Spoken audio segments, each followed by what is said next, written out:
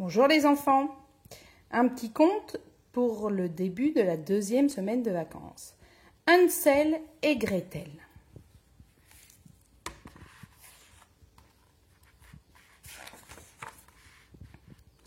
Il était une fois un bûcheron et sa femme qui vivaient dans une pauvre maison au cœur de la forêt.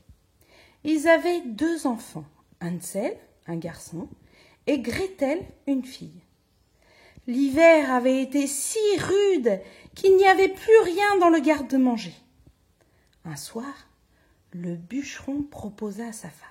« Écoute, envoyons Hansel et Gretel chez nos riches cousins.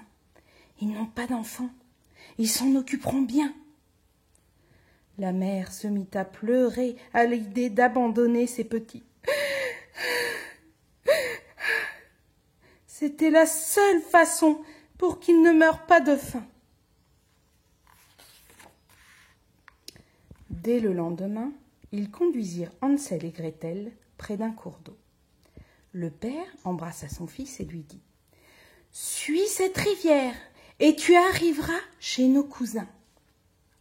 Et prends bien soin de ta sœur. » Hansel promit. Il prit Gretel par la main et tous les 2 saluèrent leurs parents de la main. La mère retenait ses larmes. Allait-il arriver sain et sauf? Hansel et Gretel se mirent en route. Ils marchèrent longtemps. Parfois, quand la rivière avait débordé sur le chemin, ils devaient ôter leurs vieilles chaussures et marcher dans l'eau. Le soir venu, ils étaient fatigués.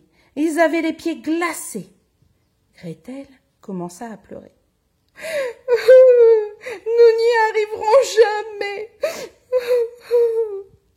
Par malchance, l'orage gronda et une pluie froide et drue s'abattit sur les 2 enfants.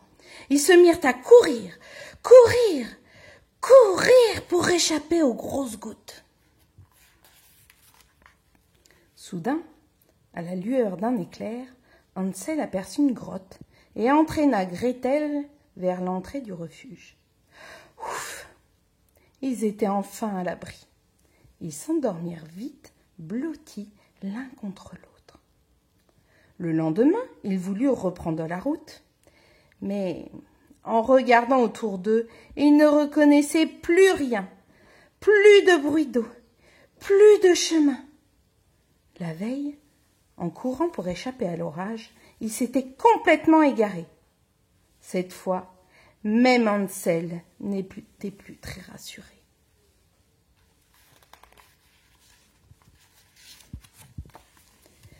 Mais le garçon n'en montra rien à sa sœur et lui dit en souriant « Allons, viens, nous trouverons sûrement une maison où quelqu'un pourra nous indiquer la route. » Ils se remirent en chemin et marchèrent longtemps. Gretel suivait son frère, la tête basse. S'arrêtant devant une clairière, Hansel se retourna et cria « Regarde, Gretel, quelle drôle de maison !»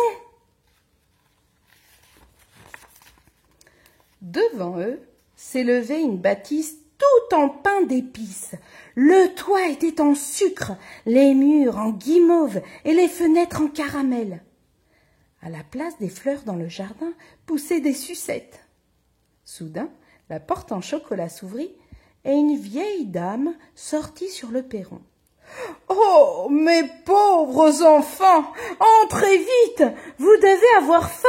leur dit-elle.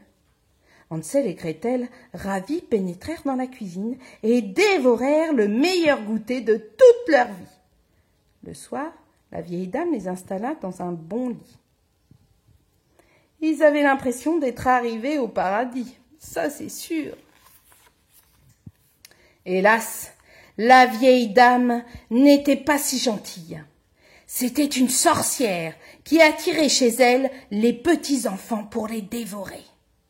Dès le lendemain matin, elle enferma Hansel dans une cage et ricana méchamment. « Ha ha ha ha ha ha, il va falloir manger un peu, mon garçon. Je te trouve bien trop maigre. » Et toi, dit-elle en se retournant vers Gretel, tu vas faire le ménage. Allez, ouste, paresseuse.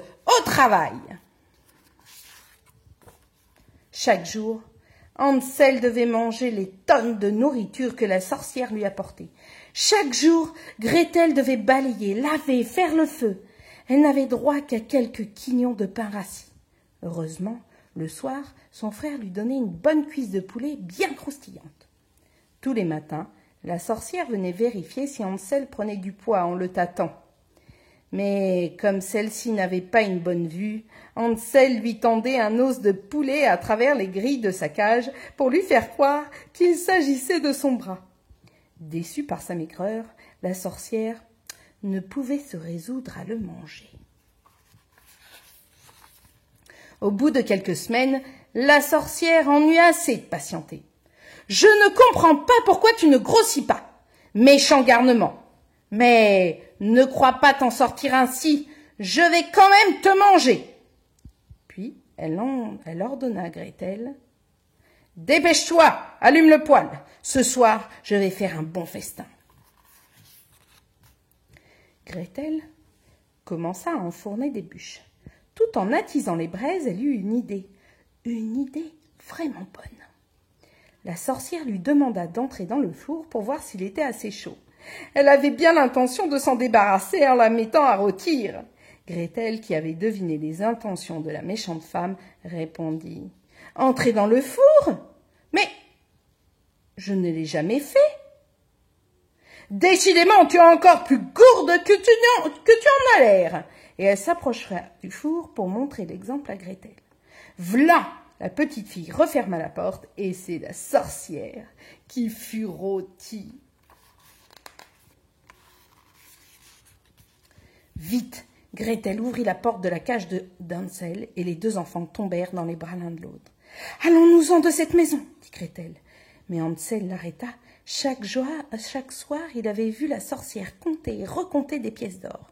Il avait vu son coffre débordant de bijoux qu'elle avait dérobés aux malheureux arrivés jusqu'à elle.